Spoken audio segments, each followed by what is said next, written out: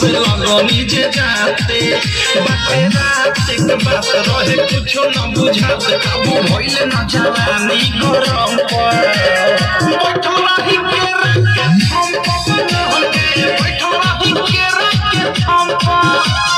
बैठल रही के रखे हम पवन होके बैठल रही के रखे हम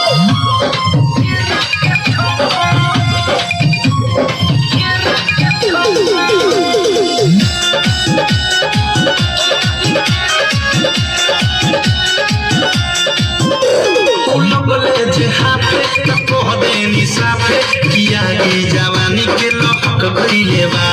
अब हई धर कुछ मनवा ये राजा बहक गइले बा लगले जे हाफे त कह देनी साफे यागी जवानी के लहक गइले बा अब हई धर कुछ कर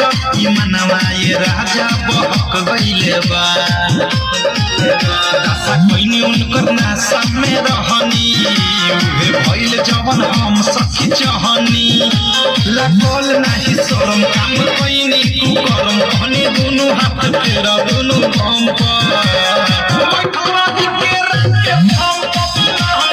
बैठल रही के रखे हम बैठल रही के रखे हम बैठल रही के रखे हम डीजे विकास सुन रही म्यूजिक बाय मंटू मणि केवारी के पीछे पसर गईनी नीचे हम रहनी ये सखी राते नाइटी में हो पानी पानी भेनी छुआ तनी देनी मचा लेनी गजबे वैरायटी में हो केवारी के पीछे पसर गईनी नीचे हम रहनी ये सखी राते नाइटी में हो पानी पानी भेनी छुआ तनी देनी मचा लेनी गजबे वैरायटी में हो रहले हल्का में हमें